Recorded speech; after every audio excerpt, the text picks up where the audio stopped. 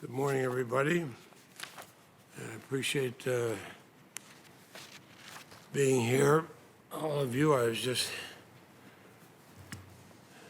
is somewhat an unusual way to meet, and I would mention this to our two distinguished witnesses. It's a little bit more difficult to keep the distances we want. But I think it was important for the Appropriations Committee to have this meeting. The January 6 images, all of us remember that,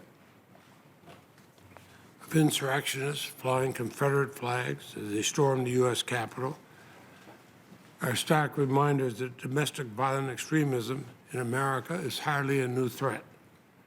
Our nation's history has been marred by the violent, deadly acts of extremists pushing a range of hateful white supremacist ideologies. From the Ku Klux Klan to Timothy McVeigh, we've witnessed and we've suffered through as a people extremists killing innocent people in the name of usually always morally bankrupt causes. The violence on January 6th was simply the latest chapter in this long history of domestic extremism in America. Attacks and plots by domestic extremists are at historic highs, the majority of them being planned by those on the far right, espousing white supremacists and related ideologies. In 2020 alone, white nationalists and like-minded extremists conducted 66% of terrorist plots and attacks in the United States. It appears we're facing a class of criminals who feel more emboldened than ever. And in asking why, we can't ignore a simple fact. Over the last 4 years, extremists who were once relegated to the fringes of our society, uniformly condemned by our nation's leaders, both parties, suddenly felt they had support the highest level of the United States government, and indeed in the Oval Office. We had a president who, instead of simply condemning the violence in Charlottesville, where a woman was killed during a white nationalist rally, he said to a nation, there are very fine people on both sides. When asked to denounce white supremacy during an election debate, instead of doing so without equivocation, he told the right-wing Proud Boys, stand back and stand by. He urged the crowd to fight like hell moments before they did just that, storming the U.S. Capitol. Well, you can't strike a match near gas and then act surprised when it catches fire.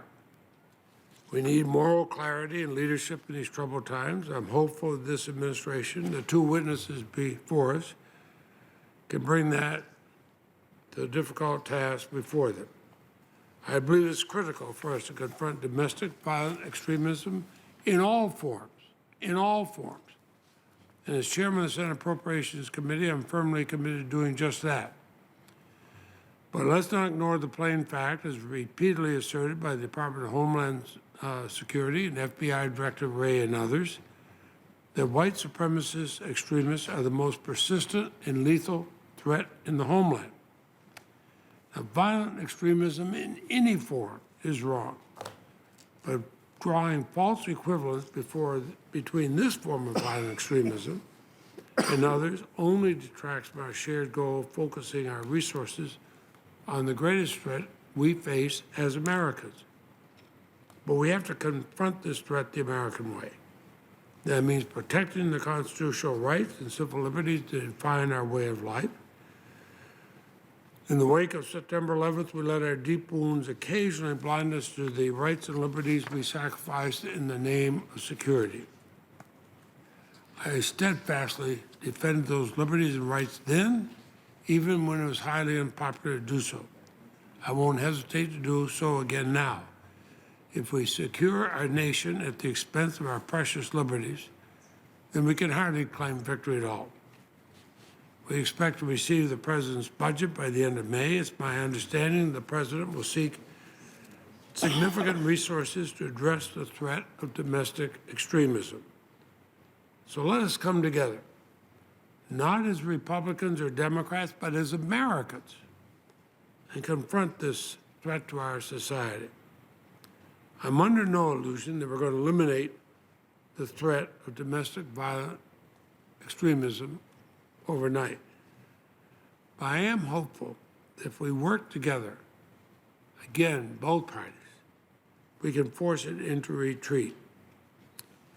And I think we should be able to also do what we've done in the past, show the world that America is capable of confronting its greatest challenges while living up to its highest ideals.